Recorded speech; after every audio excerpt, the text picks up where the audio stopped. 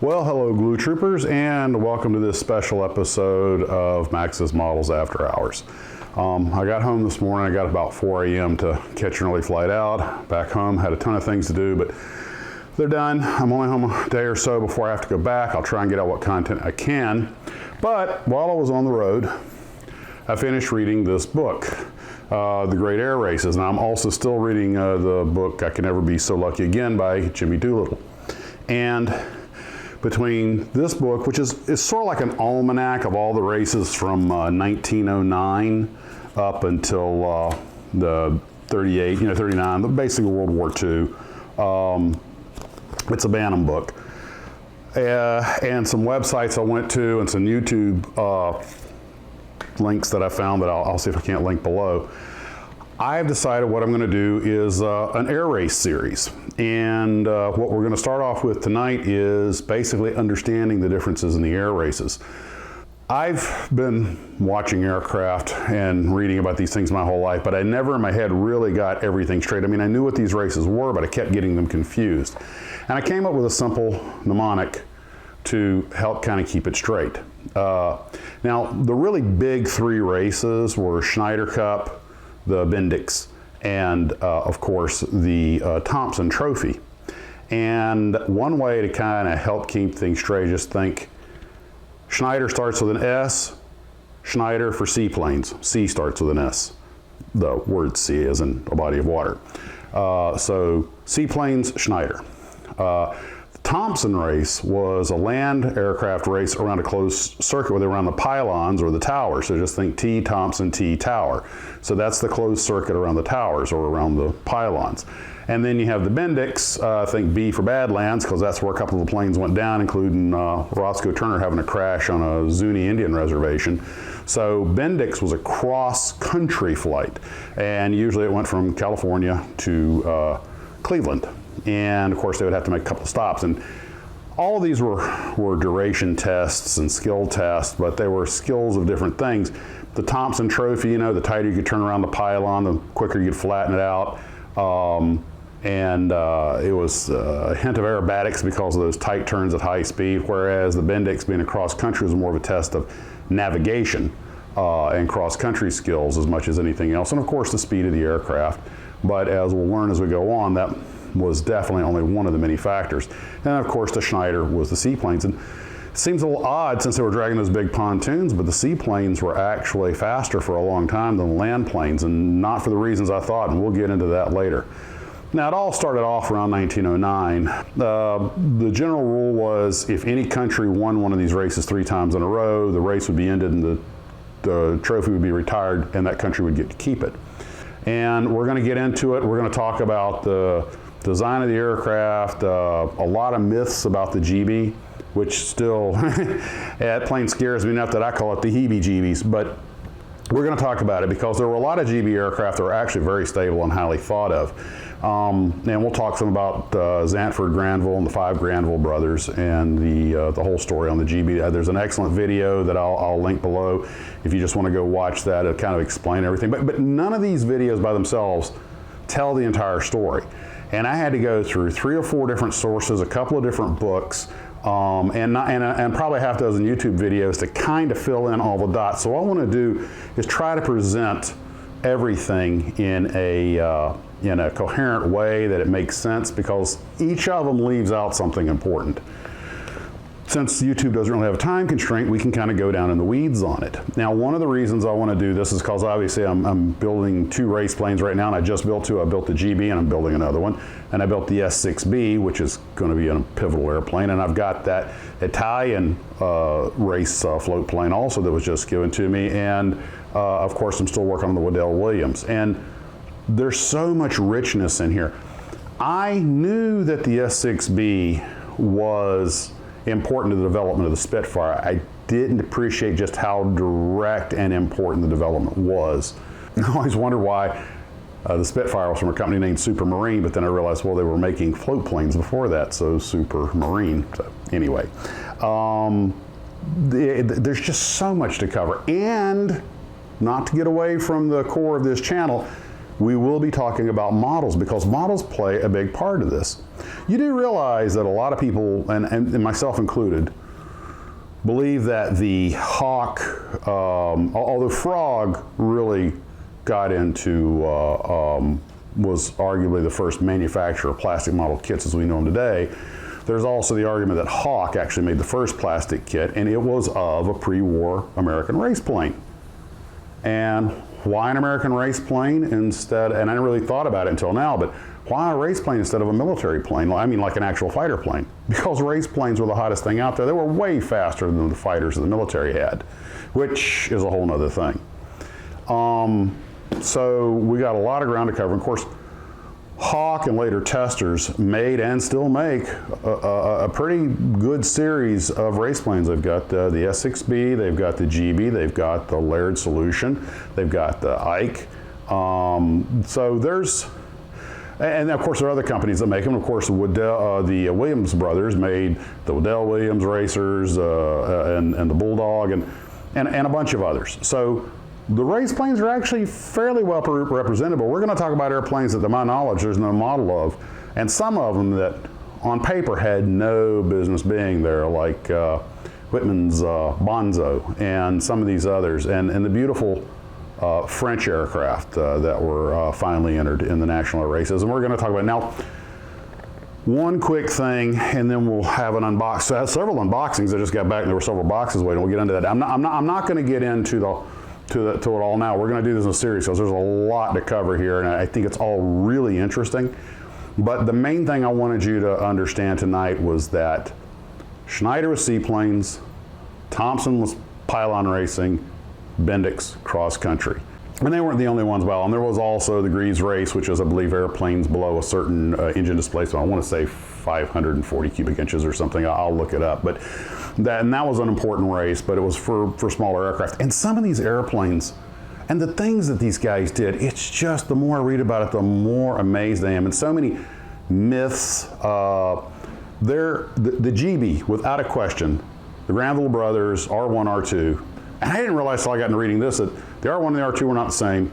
One of them had a 600 horsepower engine made for a long-range cross-country flying. The other had a 1,000 horsepower engine made for pylon racing. You needed that extra power to whip around the pylons. That's the one that Doolittle flew. And even then, he didn't dare. But we're going to get into that. And it's complicated and it's nuanced. And for once, I want to try and get in there and get into some of the nuance so we can dispel some of the myths. And this is going to take a while to do. This is going to be going on for a while, which is okay, because as much as I'm working these days and tax time's coming up and everything else, is going to be a while before I get the models finished. So this will all move at a very gradual pace and keep it all in digestible bites. This is a great book. I want to thank you for it. And also, one other thing. Although I only got started, I finally got started making that Excel spreadsheet on who has donated what to the channel, so that when I do build something, hopefully I'll credit the right person for donating it. And with that said, without further ado, let's take a look at some of the stuff that showed up. As usual, I have sliced the boxes open, but have not been inside. And okay, this one is from Philip, and I don't think it's a model, it's paperwork. And from Iowa. All right, this looks like plans.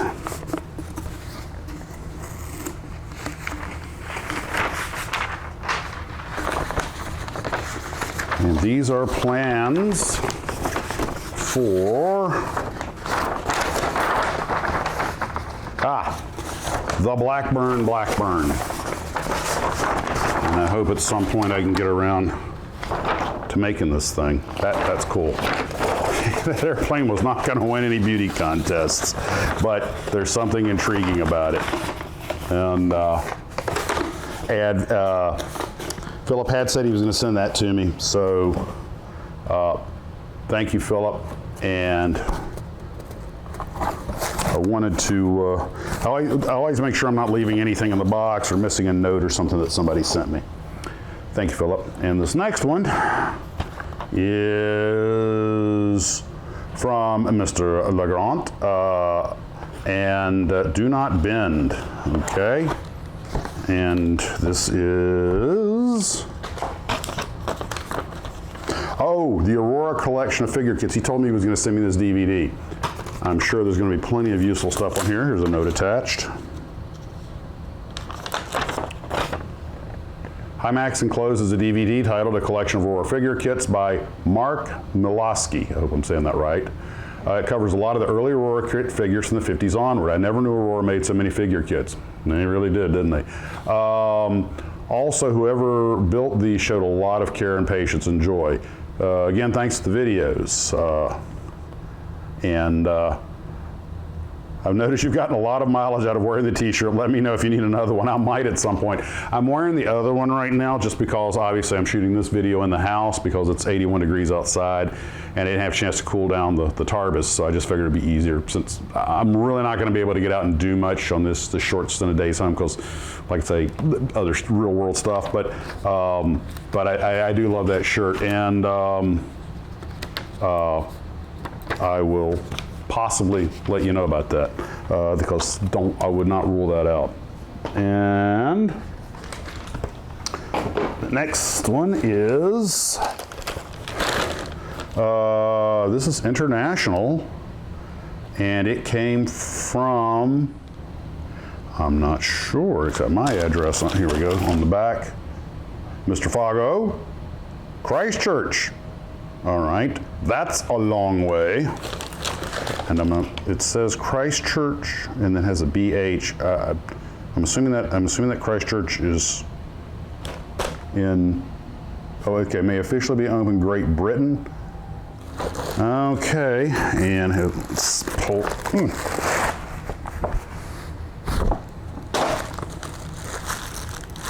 And it's a box. And wait a minute. Hold on, there's something in here.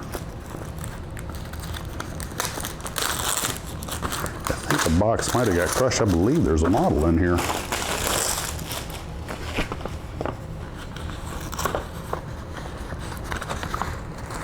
Yep, sure enough, a Lavochkin LA5 model from made in Czechoslovakia. There is no way I can say that name. Let's see. Oh, for all the Czechs out there, I apologize because I know I'm going to butcher this. Plastikovi model Kovo Zavody Prostayav. I have no idea how you're supposed to say that, but it's made in Czechoslovakia. And since it says Czechoslovakia, not the Czech Republic, I'm assuming it's before, you know, the wall came down. I don't know, but anyway, thank you.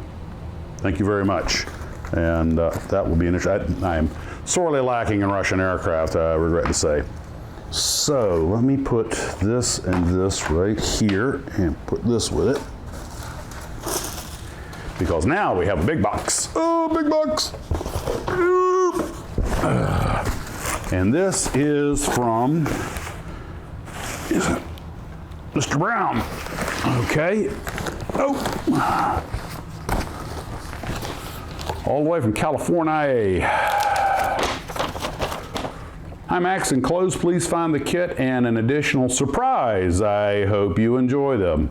Mr. Brown. Mr. Brown, I'm quite certain that I shall. Let us see. Okay.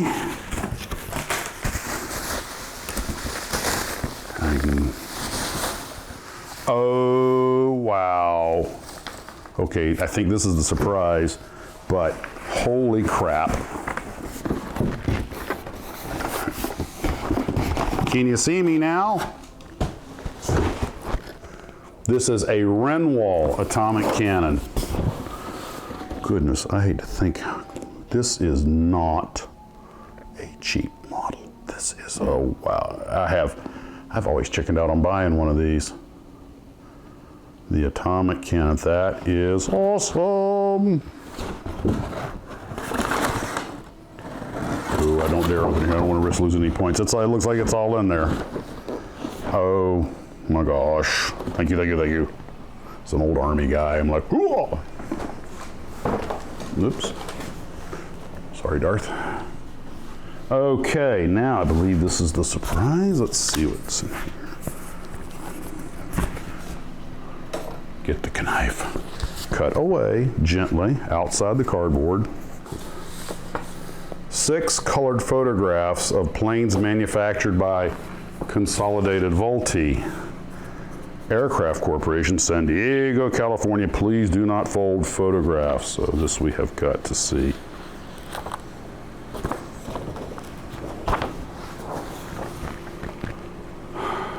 Beautiful. Stinson. Just take them out of here for a second. Now I got to go buy some frames.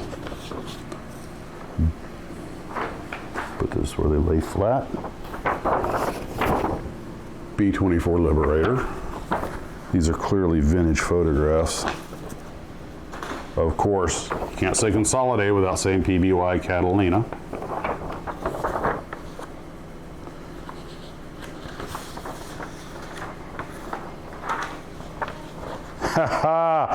The Maytag Messerschmitt, the Vultee vibrator, the BT-13. How many guys I know trained in those birds?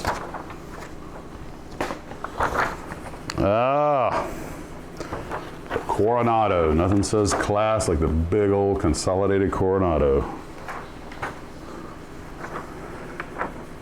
Consolidated Vultee Liberator Express. That doesn't have any collector rings, so I believe that is actually a C-87. This is what Ernest Gann flew during the war, and he was real adamant that it was not a B-24.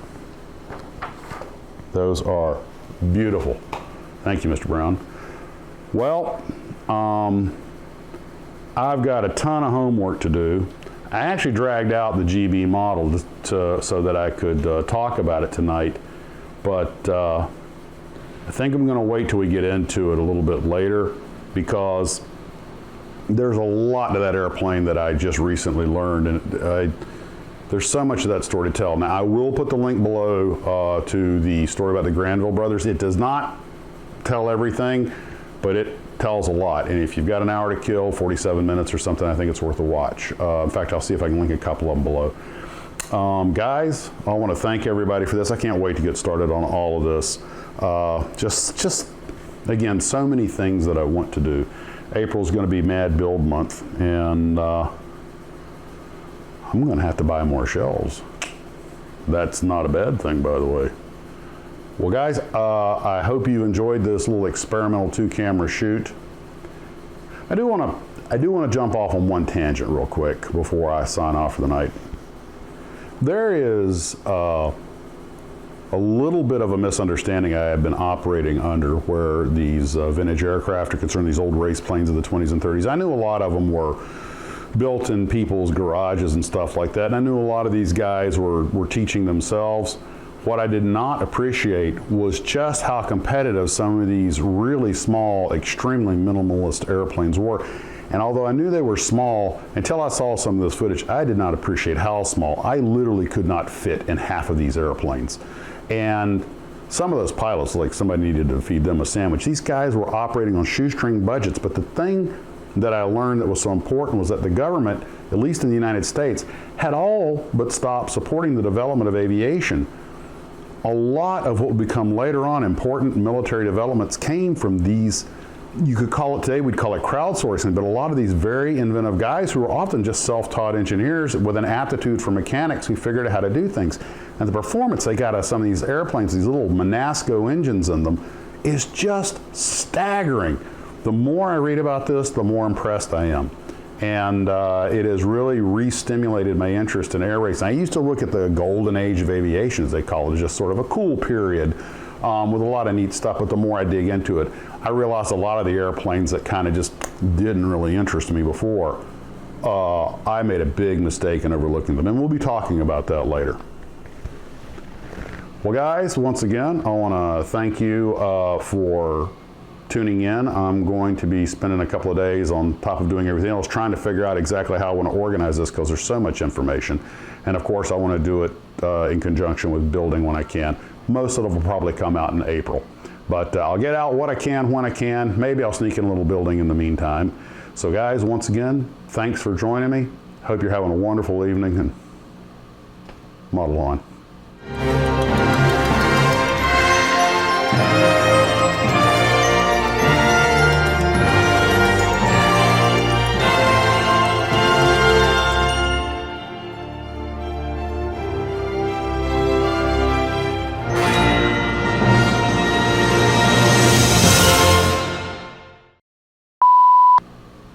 Model on.